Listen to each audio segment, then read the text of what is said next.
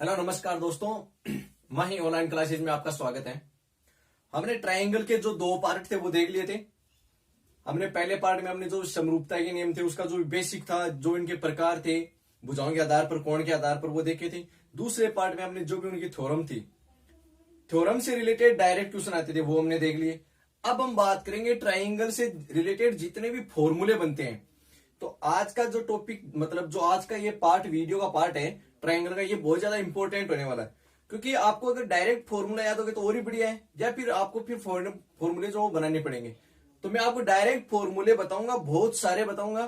तो आप जुड़े रहिए अंत तक और वीडियो को पूरा देखें, ठीक है। तो स्टार्ट करने से पहले आप वीडियो को, चैनल को सब्सक्राइब जरूर कर ले एक बार, और सब्सक्राइब कर उस जो बेल आइकन उसको भी प्रेस कर लें, ठीक है। चलिए बढ़ते आगे। फिर ट्रायंगल का जो पार्ट है वो तीसरा पार्ट हम करने जा रहे हैं। तो सूत्रों की बात करेंगे आज अपन।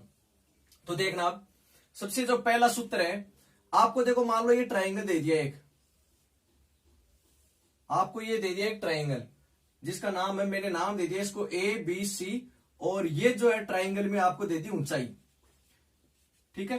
देखो, जब भी हम ऊंचाई की बात करते हैं अगर सूत्र में, तो हमेशा लंबवत ऊंचाई होती है, ठीक है। जैसे मैं ये कहूं कि मेरे को दीवार पे जाना, तो मैं दीवार पे एक तो ऐसे चला जाता हूं, एक में एक सीधा जाता हूं। तो जब ऊंचाई हम देखते हैं तो वो हमेशा लंबवत ऊंचाई ही हम देखेंगे, ठीक है। तो अब मैं कह रहा हूं कि भाई इस त्रिभुज के क्षेत्रफल का सूत्र क्या होता है, तो मैं क्या लिखूंगा, त्रिभुज का क्षेत्रफल, और वो होगा 1/2 गुणा आधार गुणा ऊंचाई। वो क्या होगा, 1/2 गुणा आधार गुणा ऊंचाई। ऊंचाई मैंने कहा लंबवत ऊंचाई। देखो, हम त्रिभुज के ऊपर ऐसे भी जा सकते हैं, ये भी ऊंचाई हो सकती है, लेकिन ये तिर्यक ऊंचाई होती है। आपने और भी जगह पढ़ा, अब शंकु में भी हम देखते हैं इस चीज को, तिर्यक ऊंचाई।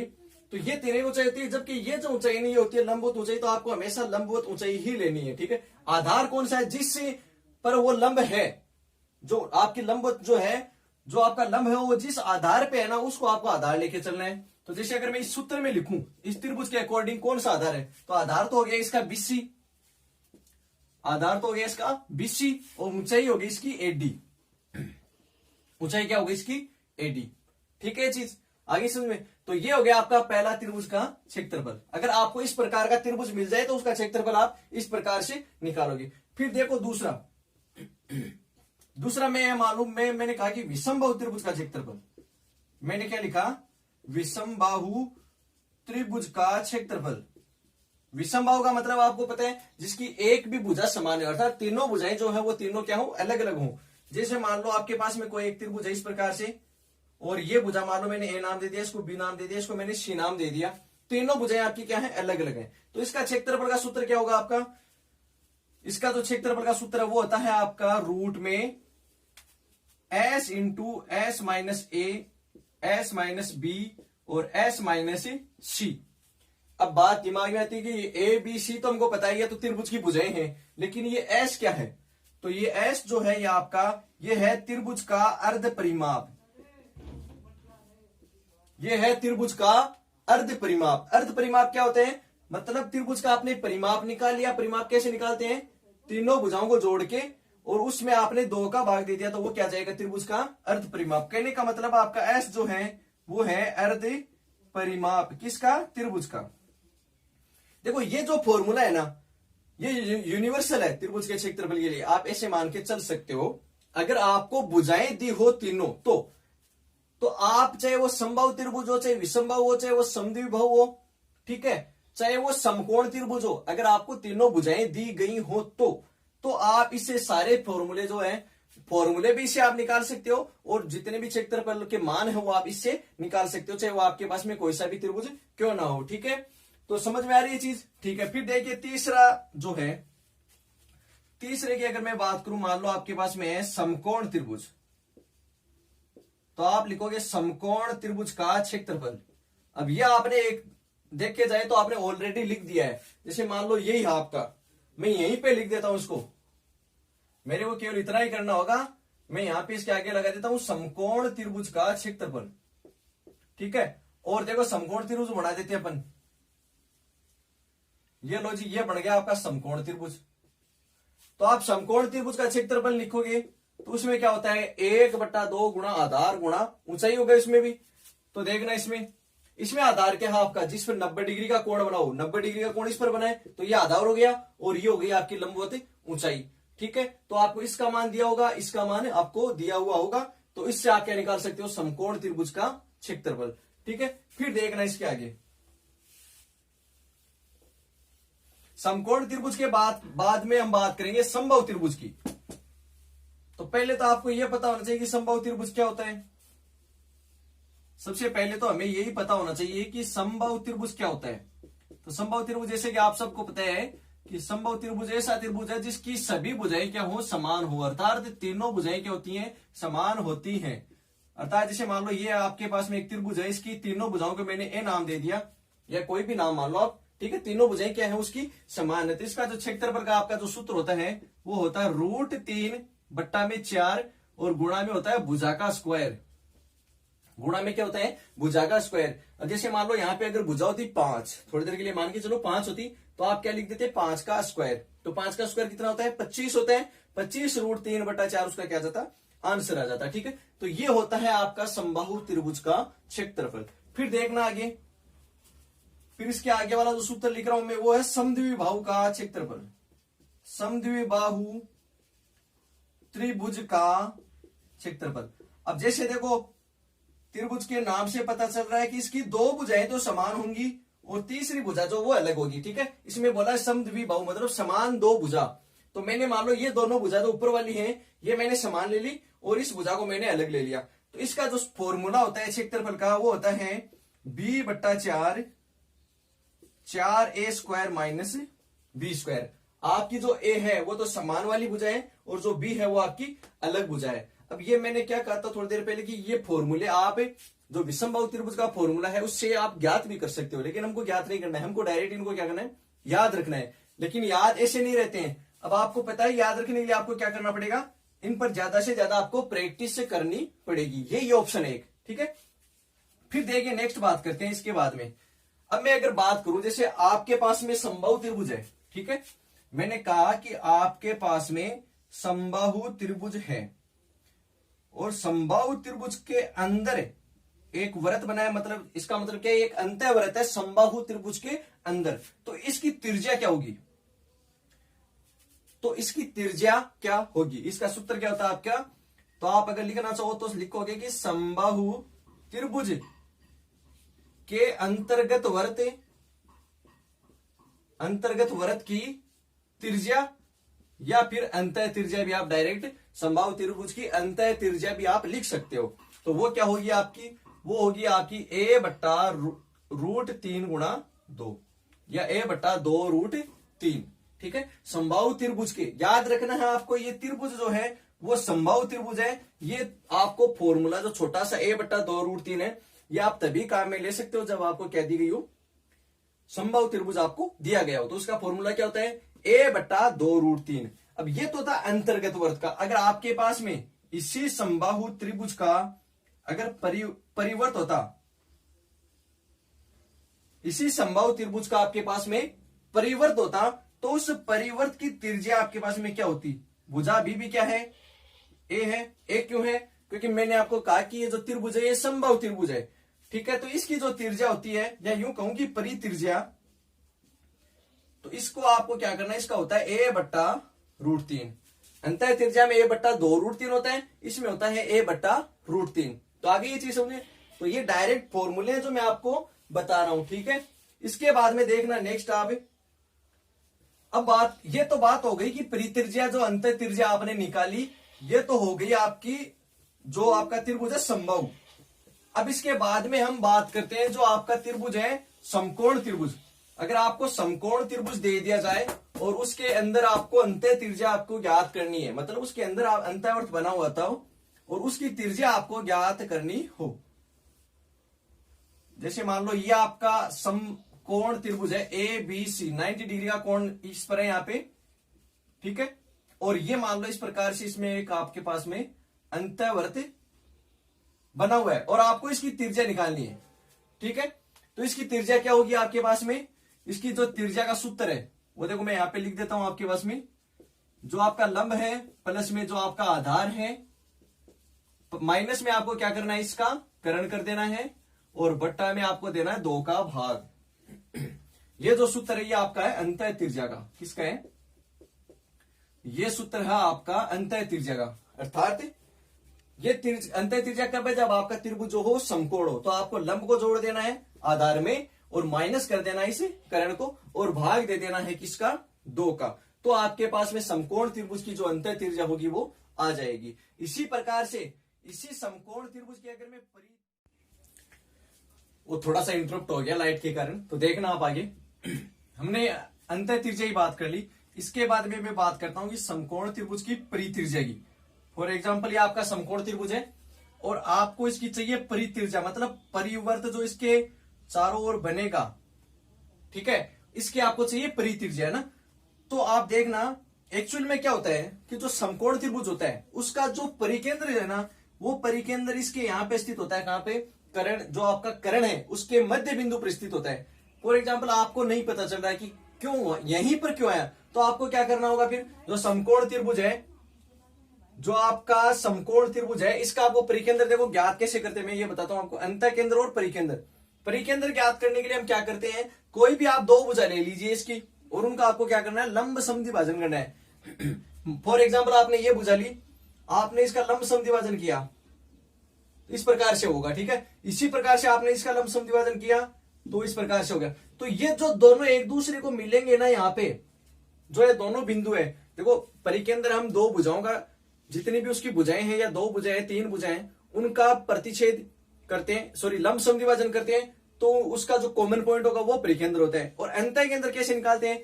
मैंने आपको बताया भी था, कोणों का समद्विभाजन करके अंतः केंद्र निकालते हैं। तो जो समकोण त्रिभुज का परिकेंद्र है वो हमेशा कर्ण के मध्य बिंदु पर स्थित होता है। तो ये आपको कहां पे मिलेगा? जो आपकी परित्रिज्या जो होगी ना, वो क्या होगी आपकी? इसे आपको क्लियर हो जाएगा कि जो परित्रिज्या होगी वो हमेशा क्या होगी? समकोण त्रिभुज में कर्ण का आधा करने पर आ जाएगा। भाई ये कर्ण है, कर्ण के मध्य बिंदु पर है, तो कर्ण का आप आधा करोगे तो क्या हो जाएगी आपके पास में? समकोण त्रिभुज का जो परिवर्त है उसकी परित्रिज्या आपको मिल जाएगी, ठीक है, कर्ण का आधा करने से। इसी प्रकार आगे देखना। अब हम बात करते हैं कि आपके पास में एक समकोण त्रिभुज है और जो 90 डिग्री वाला आपका शीर्ष है, उस शीर्ष से आपने कर्ण पर कोई लंब डाला, तो यहां से कुछ प्रॉपर्टीज, कुछ गुण धर्म जो है वो आपके सामने देखना। जैसे आपके पास में ये एक समकोण त्रिभुज है, इसको आपने नाम दे दिया ABC, ठीक है। बी पर आपके पास में 90 डिग्री है और यहां से आपने लंब डाला किस पर? सामने वाले भुजा पर जो कर्ण है, ठीक है। मतलब यहां पे जो ये 90 डिग्री का कोण बना रहा है और मैंने इसको नाम दे दिया डी। अब इससे कुछ से आपके पास में कुछ गुणधर्म निकल के आ रहे हैं सामने, वो क्या है देखना। एक तो सबसे पहले आपको यही पूछ लिया जाए कि ये जो आपने जो लंबवत इस पर परपेंडिकुलर डाला है, जो लंब डाला है, इस लंब की ऊंचाई क्या है? सबसे पहले तो आपके पास में क्वेश्चन होता है कि लंब की ऊंचाई क्या है। तो जो लंब की ऊंचाई होगी ना, वो आपके पास में क्या होगा? जो आपका आधार और जो लंब है। अब देख, ये ऊंचाई पूछ रहा है ना आपको, तो आप ये ऊंचाई ध्यान में रखो थोड़ी देर के लिए। तो जो समकोण त्रिभुज का आधार जो लंब है, तो आप क्या लिखोगे? लंब गुणा आधार बट्टा में लिखोगे कर्ण। बट्टा में आप क्या लिखोगे? कर्ण, ठीक है। लंब गुणा आधार, देखो एक्चुअल में ये आता कैसे है मैं आपको वो भी बताऊंगा, है ना। तो सबसे पहले आप देखना, अब ये त्रिभुज आपके सामने, थोड़ी देर के लिए आपने एज्यूम किया कि ये एक समकोण त्रिभुज है। समकोण त्रिभुज का आप क्षेत्रफल कैसे निकालते हो? 1/2 गुणा आधार गुणा ऊंचाई से निकालते हो, ठीक है। समकोण त्रिभुज का क्षेत्रफल आप कैसे निकालते हो? 1/2 गुणा आधार। आधार तो क्या है? ये रहा आपका, है ना। और ऊंचाई क्या है आपका? ये रहा। इसके अलावा एक और बताया था मैंने आपको, 1/2 गुणा आधार गुणा ऊंचाई। उस आधार में आप क्या लेते हो? ये वाला। भाई एक तो आप देखो सिंपल होता है 1/2 गुणा आधार गुणा ऊंचाई समकोण त्रिभुज में, उसमें आप ये आधार और ये ऊंचाई लेते हो। एक हमने सबसे पहला जो सूत्र देखा था 1/2 गुणा आधार गुणा ऊंचाई का, उसमें हमने क्या देखा था कि जिस भुजा पर लंब होता है वो हम आधार लेते हैं, ठीक है। तो यहां से आप अगर इसमें देखोगे तो देखना, एक बार में ये आधार लेके चलता हूं, कौन सा वाला? तो ये दिखने में आधार है, लेकिन समकोण त्रिभुज के लिए क्या है? ये कर्ण है। और उसकी ऊंचाई क्या है? जो ये लंब है आपका, अर्थात लंब की ऊंचाई, है ना, ठीक है। उसी प्रकार से आपके पास में जो दूसरा सूत्र आप क्या काम में ले सकते हो? 1/2 गुणा आधार गुणा ऊंचाई। उसके लिए आपका ये आधार हो जाता है और ये लंब हो जाता है। कहने का मतलब है कि लंब गुणा आधार हो जाता है।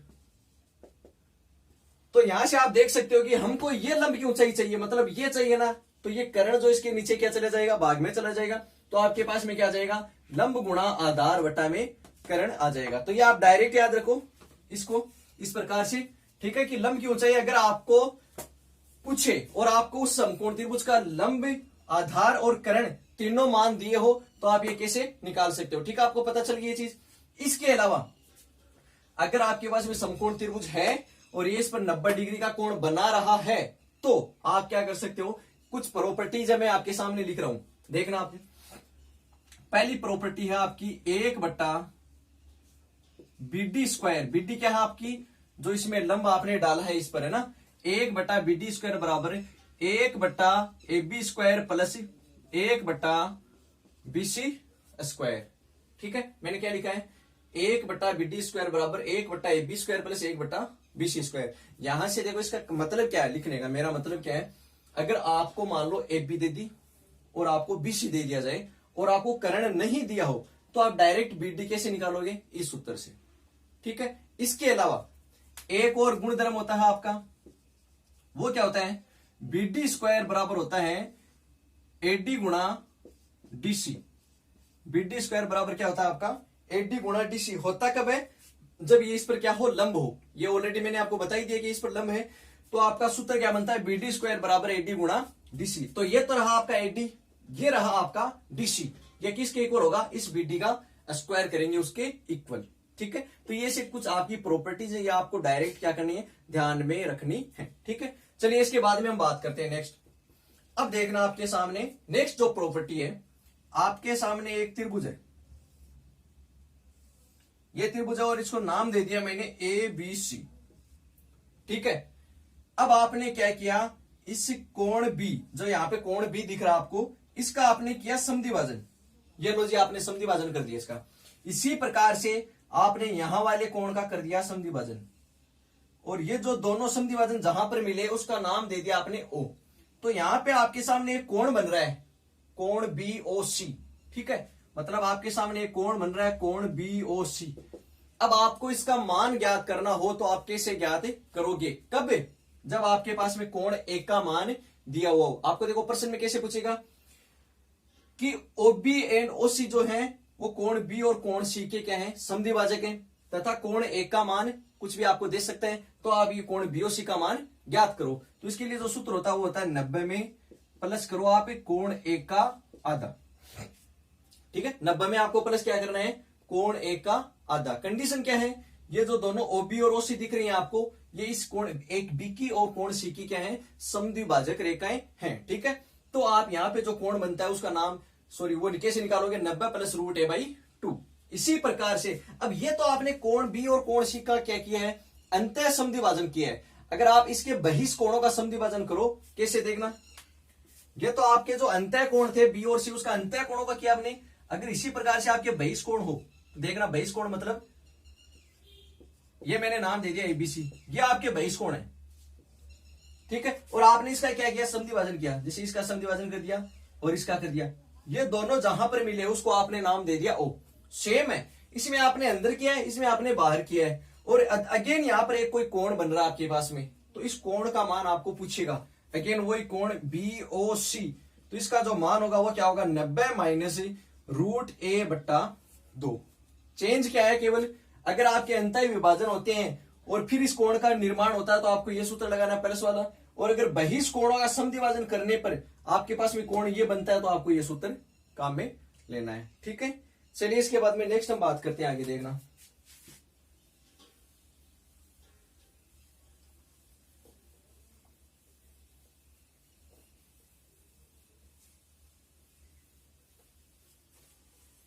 इसके बाद में जैसे मान लो एक त्रिभुज आपके पास में और आपको दे दी गई उसकी माध्यिकाएं। ठीक है, तीनों माध्यिकाएं आपको दे दी गई। जैसे मान लो आपके पास में एक त्रिभुज है, ABC नाम से त्रिभुज आपके पास में, और आपको इसकी तीनों माध्यिकाएं दे दी, AD, BE और ये CF। ये तीनों माध्यिकाएं देती, तो यहां से एक गुणधर्म है, मतलब डायरेक्ट फॉर्मूला है, वो मैं आपको बता रहा हूं। वो क्या है आपका, 4 गुणा माध्यिकाओं के वर्गों का योग, ये जो है ये बराबर में किसके होता है, 3 गुणा भुजाओं के वर्गों का योग। ये किसके इक्वल होता है, 3 गुणा भुजाओं के वर्गों के योग के बराबर होता है। 3 गुणा भुजाओं के वर्गों का योग इसके बराबर होता है। इसका देखो मतलब क्या हो गया एक्चुअल में, 4 गुणा, आप देखो माध्यिकाएं क्या है आपकी, एक तो है एडी, तो आपने एडी का स्क्वायर किया, मैंने कहा उनके वर्गों का योग, एडी का स्क्वायर प्लस सी बीई का स्क्वायर प्लस सी एफ का स्क्वायर, ये जो होगा बराबर में किसके होगा, भुजाओं के। भुजा कौन सी है, ए बी बी सी और सी ए, तो ए बी का स्क्वायर प्लस में बी सी का स्क्वायर प्लस में सी ए का स्क्वायर, इन तीनों भुजाओं के वर्गों के योग के बराबर होता है। ठीक है, ये चीज भी आप ध्यान में रखना। इसके बाद में देखो, मैं ये कहूं कि आपको किसी भी त्रिभुज की अंतः त्रिज्या निकालनी है। आपको क्या करना है, किसी भी त्रिभुज की, जैसे मैं यहां पे लिख देता हूं, किसी भी त्रिभुज की अंतः त्रिज्या आपको निकालनी है, किसी भी त्रिभुज की। और ये मान के चलो कि उस त्रिभुज की जो भुजाएं हैं वो है आपके पास में ए बी और सी। तो आप क्या करोगे, सबसे पहले निकालोगे आप त्रिभुज का क्षेत्रफल, त्रिभुज का क्षेत्रफल, और उसमें आप भाग किसका दे देते हो, त्रिभुज के क्षेत्रफल में आपको भाग देना होगा अर्ध परिमाप का। किसका देना होगा, अर्ध परिमाप का आपको भाग देना है। अगर आपको तीनों भुजाएं दी गई हो ए बी सी, और आपको निकालना है उसकी अंतः त्रिज्या। अंतः त्रिज्या का मतलब क्या है कि उसमें आपके पास में इस प्रकार से एक अंतःवर्त बना हुआ है। अब यहाँ पे देखो कंडीशन नहीं है, ना तो मैंने समकोण त्रिभुज बोला है, ना ही मैंने समबाहु त्रिभुज बोला है। आपके पास में कोई भी त्रिभुज हो जिसकी भुजाएं आपको दे रखी हैं, तो आपको उसका क्षेत्रफल निकालना है, उसमें आप अर्ध परिमाप का भाग दोगे तो उसकी अंतः त्रिज्या आपके सामने निकल के आ जाएगी। ठीक है, इसी प्रकार से आपको निकालनी हो परित्रिज्या, आपको निकालनी हो परित्रिज्या, तो आप क्या करोगे, तीनों भुजाओं का गुणा करोगे बट्टा में 4 गुणा ए, तीनों भुजाओं का गुणा बट्टा में 4 गुणा ए। एक का मतलब है त्रिभुज का क्षेत्रफल, तो यहां पे मैं लिख देता हूं त्रिभुज का क्षेत्रफल, मतलब आपके तीनों भुजाओं का आपको गुणा करना है, और बट्टा में आप क्या लिखोगे, 4 गुणा त्रिभुज का क्षेत्रफल। तो ये आप निकाल सकते हो इस प्रकार से परित्रिज्या किसकी, कोई भी त्रिभुज हो आपके सामने। ठीक है, अब देना, इसके बाद में कुछ क्वेश्चन आपके सामने लिख देता हूं यहां पे। चलिए कुछ क्वेश्चन लिख दिया मैंने आपके सामने। अभी मैंने कुछ ऐसे सिंपल से क्वेश्चन लिए। अगला जो अपना पूरा जो वीडियो होगा, इस पे जो ट्रायंगल का अगला पार्ट होगा, उसमें टोटली क्वेश्चन लेंगे अपन, और उसमें भी जो आपके पहले एग्जाम में पूछे गए क्वेश्चन, अब तक के जितने भी रीड के आपके पेपर हुए हैं उनमें पूछे हुए जितने भी क्वेश्चन है वो लेंगे। इसके अलावा और भी जितने इंपॉर्टेंट क्वेश्चन बनते हैं वो हम वहां पे डिस्कस करेंगे। तो फिलहाल मैंने कुछ क्वेश्चन लिखे हैं आपके, जो बेसिक पार्ट था वो कंप्लीट हो गया है। ठीक है, बेसिक जितना भी था इसका, जितने फॉर्मूले थे, जितनी थ्योरम्स थी, वो कंप्लीट हो गई है। अब हम बात करेंगे इसके क्वेश्चंस पे, और अभी मैं केवल ये 4 ही क्वेश्चन यहाँ पे डिस्कस करूंगा। अगला जो अपना वीडियो होगा वो टोटली पूरा क्वेश्चंस पे डिपेंड होगा। ठीक है, तो चलिए इनको देखते हैं। यदि किसी त्रिभुज में 3 भुजाओं का मान एक्स वाई जेड है आपके पास में, तो सही विकल्प है। देखो मैंने एक चीज बताई थी आपको कि त्रिभुज की कोई भी भुजा हो, कोई भी 3 भुजाएं आपके पास में, उनके कोई भी मान हो, तो लेकिन वो त्रिभुज है या नहीं, इसके लिए कंडीशन होती है। वो मैंने आपको बताया था, क्या बताया था कि त्रिभुज की कोई भी 2 भुजा ले लो आप, उसका मान तीसरी भुजा से क्या होना चाहिए, बड़ा होना चाहिए। तो इसने देखो सबसे पहले क्या लिया है, कोई 2 भुजा ले ली, लेकिन जब उन दोनों को जोड़ा, उन्होंने उन दोनों को जब उसने जोड़ा तो तीसरी भुजा से छोटा दिखा रहा है ये, मतलब यहाँ पे तीसरी भुजा को बड़ा दिखा रहा है। तो ये चीज क्या हो गई, गलत हो गई। मैंने क्या कहा था आपको कि कोई जो 3 भुजाएं हैं उनमें जब आप कोई भी 2 को जोड़ो तो वो तीसरी से उसका मान ज्यादा होना चाहिए। इधर खुल रहा है मतलब ये मान ज्यादा होना चाहिए, यह कंडीशन होनी चाहिए। ये कंडीशन देखो आपकी कहां पे है, ये रही। तो इसका मतलब ये आंसर इसमें क्या है, सही है। अब ये कह रहा है बराबर, नहीं बराबर हो तो ये कंडीशन त्रिभुज की होती नहीं है, त्रिभुज ही नहीं बनेगा। फिर ये कंडीशन आपको मैंने समकोण त्रिभुज में बताई थी, लेकिन इसने यहाँ पे समकोण त्रिभुज का नाम ही नहीं लिया। इसने ये पूछा आपको केवल के अगर आपके पास में वो भुजाएं हैं तो वो त्रिभुज होगा, इसकी क्या कंडीशन आपके पास में। ठीक है, तो इसमें से जो सही ऑप्शन है वो आपका है 4 नंबर का। फिर देखो दूसरा क्वेश्चन आपका, किसी त्रिभुज की 3 भुजाओं का मान 6, 10 तथा अक्ष है। सेम क्वेश्चन है, सेम क्वेश्चन है। आपके पास में कोई तीन भुजाएं, एक 6 है, एक 10 है और एक अक्ष है। आपको अक्ष का मान चाहिए। अब देखना, ये दो भुजाएं आपको दिख रही हैं, तो मैंने एक चीज बोली थी कि इन दोनों का योग जो वो तीसरी भुजा से क्या होना चाहिए, बड़ा होना चाहिए। दोनों का योग कितना होता है, 16। तीसरी भुजा अक्ष है, तो अक्ष से क्या होना चाहिए, बड़ा। देखो इसी पे डिपेंड है, सेम है। तीसरी भुजा से क्या होना चाहिए, बड़ा होना चाहिए। लेकिन इसमें हमें देखो एक कंडीशन, ये कंडीशन आपको देखो यहाँ पे दिख रही है। इसके अलावा साथ में बराबर भी निशान लगा रखे और 10 लगा रखे कहीं पर। चलो एक काम करो, इसको देखो 16 लिख देते हैं, थोड़ा सा सही लगेगा ना। इसको भी 16 लिख देते हैं, ये 10 नहीं है 16 ही है, ठीक है। अब देखना एक चीज, मैंने ये कहा कि ये अक्ष जो है वो लेस देन हो गया 16 से, ये कंडीशन आपको यहाँ पे मिल रही है। लेकिन अभी इसके साथ में एक कंडीशन और है, ये 4 है। मैंने एक चीज और बताई थी कि दोनों भुजाओं का योग तो बड़ा होना चाहिए तीसरी भुजा से, लेकिन दोनों भुजाओं का अंतर जो है वो तीसरी भुजा से क्या होना चाहिए, कम होना चाहिए ना। तो दोनों का अंतर कितना हो गया, 4 हो गया। तीसरी भुजा क्या है आपकी, अक्ष है, तो अक्ष से क्या होना चाहिए, कम होना चाहिए। अब ये दोनों कंडीशन देखो आप कहां पे, ये दोनों कंडीशन ये रही, देखो 4 लेस देन अक्ष, 4 लेस देन अक्ष, और जो अक्ष है वो 16 से क्या होना चाहिए, कम होना चाहिए। अक्ष देखो 16 से क्या है, कम होना चाहिए। देखो ये चीज अगर मैं इसको ऐसे लिखता हूं ना, तो ये दोनों सेम है, इनमें कोई डिफरेंस नहीं है। मैंने इधर उधर लिख दिया तो देखो मैंने निशान को भी पलट दिया बीच वाले को। कहने का मतलब है इस बीच वाले निशान का मुंह किधर खुल रहे हैं, 16 की ओर, इधर भी 16 की ओर ही खुल रहा है, ये दोनों सेम चीज है। तो इन दोनों को, इसको और इसको अगर मैं कंबाइंड लिखता हूं तो 4 ग्रेट लेस देन है अक्ष से, और अक्ष लेस देन किससे है, 16 से। तो ये आपकी ये प्रॉपर्टी बनती है, और ये आप किसके पास में, ऑप्शन नंबर 3 में है। तो इसका मतलब आपका ऑप्शन 3 नंबर सही है, बाकी सारे क्या है, गलत है। इसमें देखो ये जो बराबर के निशान लगा रखे हैं ना, इसका मतलब क्या है, इसका मतलब ये है, जैसे मैंने यहाँ पे बराबर लगा दिया, इसका मतलब ये हो गया कि अक्ष का मान 4 भी हो सकता है, 16 भी हो सकता है, नहीं हो सकता, इसके अकॉर्डिंग हो सकता है। लेकिन हमको पता है कि अगर बराबरी हो जाएगा तो वो त्रिभुज ही नहीं बनेगा। त्रिभुज तभी बनेगा जब उनका योग भी ज्यादा हो और अंतर उस तीसरी भुजा से कम हो, ठीक है। लेकिन बराबर नहीं हो सकता, अंतर बराबर नहीं हो सकता, ना ही उनका योग बराबर हो सकता है। तो ये जो बराबर वाली कंडीशन है ये आपकी नहीं आएगी, केवल और केवल क्या होगा, लेस देन और ग्रेटर देन होगा, ठीक है ये चीज। फिर देखना ये क्वेश्चन अच्छा क्वेश्चन है, आपके सारे प्रॉपर्टी पर बेस्ड क्वेश्चन है, जो इसलिए मैंने जो बेसिक आपको पहले और दूसरे वीडियो में जो आपने देखा है वो जरूर देख लेना एक बार। आप देखना, यदि किसी त्रिभुज की 3 भुजाएं 12 सेंटीमीटर, 8 सेंटीमीटर और 9 सेंटीमीटर है। देखो इसने 3 भुजा आपको कौन कौन सी दी है, 12, 8 और 9। तो इसने कहा है कि वो न्यून कोण है, समकोण है, द्विकोण है, या ऐसा त्रिभुज संभव ही नहीं है। अब आपको याद होना चाहिए, मैंने आपको बताया था कि अगर तीनों भुजाएं एक्स, वाई और जेड हो तो हम कैसे पता करें कि वो त्रिभुज न्यून कोण है, द्विकोण है, समकोण है। तो इसके लिए मैंने कंडीशन बताई थी आपको। मैंने कहा था कि दोनों छोटी भुजाओं का आप स्क्वायर करें और उनको जोड़ दें। अगर इनका मान तीसरी भुजा के स्क्वायर से या तो बराबर आएगा, बराबर आया तो हमने समकोण त्रिभुज बोला था। इसका मान ज्यादा आता है उससे तो न्यून कोण बोला था। इसका मान उससे कम आता है तो द्विकोण बोला था। तो यहाँ पे देखो आप, जो छोटी वाली दोनों भुजाएं हैं, 8 का स्क्वायर 9 का स्क्वायर कर दिया, और इधर मैंने कर दिया 12 का स्क्वायर। 8 का स्क्वायर होता है 64 होता है, 9 का स्क्वायर 81 होता है, 12 का स्क्वायर 144 होता है। अब देखो इन दोनों को जोड़ो आप, तो 5 हो गया, ये 8 और 6 14 हो गया, और इधर आ रहा है आपके पास में 144। तो ज्यादा कौन सा रहा है, ये इधर वाला मान आपके पास में ज्यादा आ रहा है।